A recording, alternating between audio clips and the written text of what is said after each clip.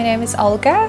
I'm from Tauranga. My mom got pregnant at 15 and went to her parents and said to them that she's pregnant.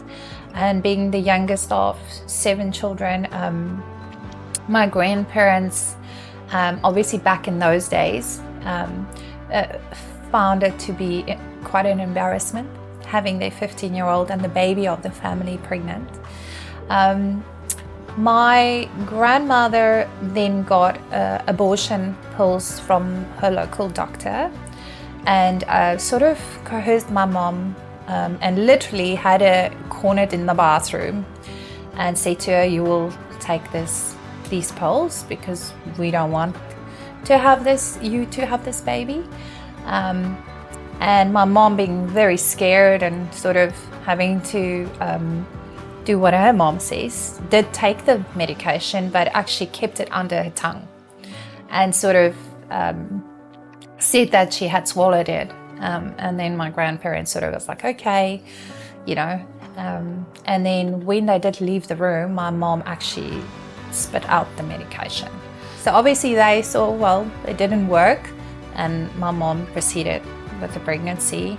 As soon as I was born, my lungs collapsed. I am born with my heart to the right. They call it a dextrocardia. So my heart doesn't sit on the left, it sits on the right. So if I get shot, it won't, on the left I would die. Take that piece out. Always think about that. If the abortion medication did enter my mom's bloodstream in some shape or form, I don't know, I'm not a medical doctor, but I did have complications, so I was quite sick. My mum's relationship with her mum was very damaged. They never really had a relationship until the end of her life, when my grandmother was really old. They sort of reconnected. A lot of unforgiveness, a lot of resentment. My grandmother growing up never really liked me. And my grandfather was such a blessing because he'd always come up for me and take me everywhere. But my grandmom, even as a young child, I could sense that she didn't really want me. I just sort of shrugged it off as granny is granny. I didn't understand the bigger picture. After she passed away, I actually got to know about the whole story. I didn't know before she passed, which I'm very happy about because I think it would have been a hard conversation. I don't harbor any hate or resentment towards her. I was 35 years old when I heard of what my grandmother attempted to do. My dad told me about it. When I found out, it was disbelief because, I thought it was a rumor. My dad was trying to upset my mom So I sort of just laid in bed for a few nights and I was wondering how I'm going to ask my mom because, how do you ask someone, did you try and abort me when you were pregnant with me? And then I finally built up the courage to ask her and she responded just breaking down. And I think to her it was a release of a secret she was carrying for a very long time. And I cried and she cried, and the sincerity in her voice was something that will never leave me. And it was utter heartbreak.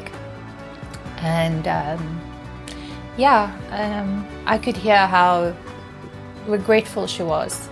But in the same sense, she said, I loved you before I met you and I wanted to have you, even though Grandma didn't want me to have you. She said, I'm so sorry. I didn't want you to find out, but I tried, I wanted to save your life. I didn't swallow the medication. I was so scared, but I knew if I swallowed it, it would kill you. So I saved your life and asked for forgiveness. And so that to me is very beautiful. It's a very beautiful.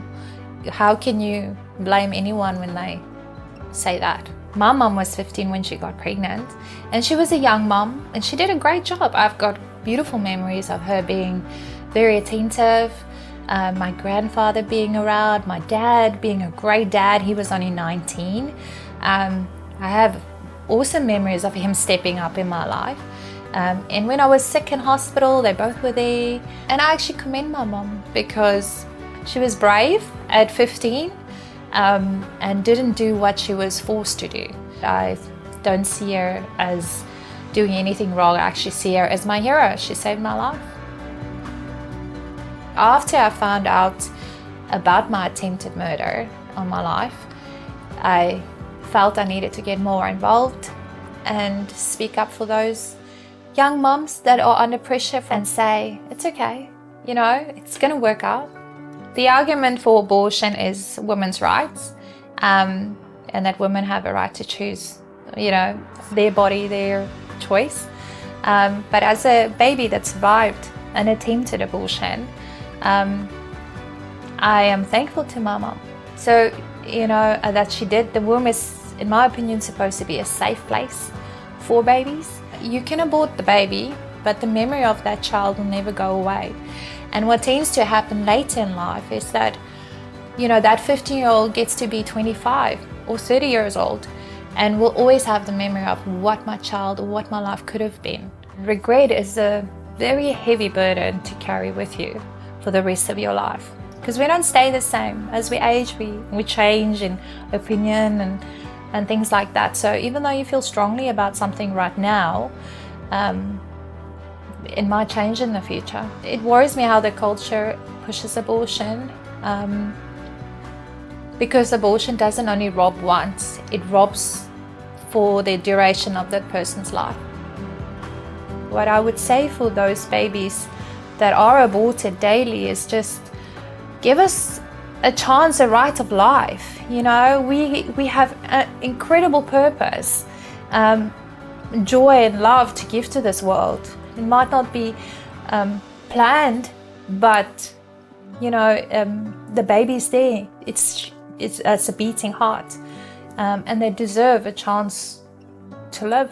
I have now 2 beautiful daughters, and I'm successful in my work. I've got a beautiful life.